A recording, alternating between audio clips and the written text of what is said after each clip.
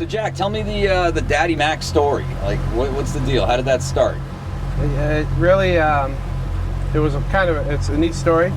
We're commercial fishermen for striped bass, and we were fishing with $20 Shimano jigs, and it's very hard to make money commercial bass fishing with the cost of fuel and all that. Sure. So we started making our own jigs in the basement, and we started doing very well with them, and other fishermen caught on, and then Pete Belson from Belson Bait and Tackle took us on. He did that leap of faith, and they just took off from there. Yeah. And when we're making jigs, we need lots of lead. We were scouring gas stations. We were going to gun ranges. Were you really? Yeah. Sifting bullets, melting them down, making a killing on selling copper and brass. So it's really been crazy. Really? So this is like, grassroots stuff, down and dirty in the trenches, trying to get the lead. Yeah, and it was never meant to be a business. And, it just kind of got some legs and went. And now it's soaring. Well, when fishermen start talking, and they got the lure that works. Well, everybody's got to get their hands on that lure, you know? Well, that's good and bad, right? Yeah. There's a lot of fishermen that don't talk, right? Yeah, right. Word gets out, though. Yeah. Has a way. Yeah. So have you done much black sea bass fishing with the Daddy Mac jigs before? We have.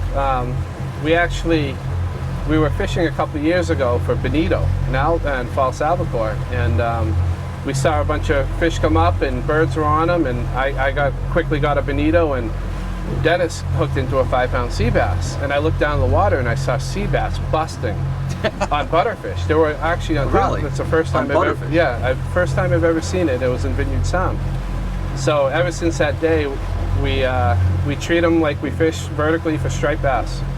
We try to go bigger on jigs. We try to get it up off the bottom, and we do very well with them.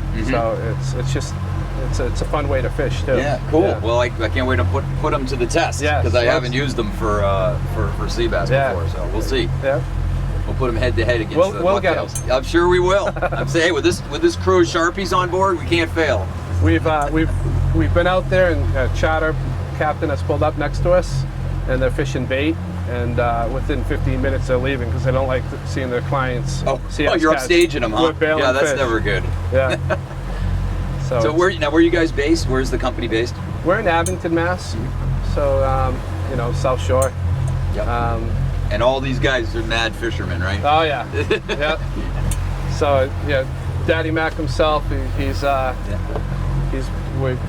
he spent many hours melting lead, painting, and tying jigs. We used to do some bucktails and stuff like that. It's just, Now, how do you get the finish on them? Like, how does that, like, that prismatic finish? Yeah, so originally we were foiling them and putting them in the oven and heating them up and then painting them. We've since moved everything offshore at this point. Oh, really? Yeah. Just because of demand. Oh, sure. I mean, you can't do it all in your basement anymore, right? Yeah, it's crazy. And plus, working with lead, I have 4 kids in the house. Probably not a good combination, right? Yeah. big vats of lead with little kids running around. We would make we would use muffin pans and make little muffins of I bet your lead. wife loved that. Yeah, ingots in the garage, right? So we still have probably a couple thousand pounds of bullets, spent bullets to melt down, but I don't know if we're going to get to that. But well, it sounds like an interesting story. Interesting backstory to the. Well, it's good to hear of small company success stories like that. Yeah, and it's really a family business. Just look at last night. We were up. We got some late orders in, and commercial season starting. So, several shops put in last-minute orders, and we're going to be down Cape today, so we're going to deliver them today. But my wife's doing packaging, Dennis is doing packaging, Colton's helping out. It's like you said, a family affair. Everybody lends a hand. Yep. Oh yeah, and we have some help. Donald Hobart's a big help to our business too. He comes in and packages lures at the house. We'll get all the lures as blanks, and we put hooks and split rings on them and package them. So cool. Yep. Well, let's go put them to the test. What do you say? Let's do it. I can't wait.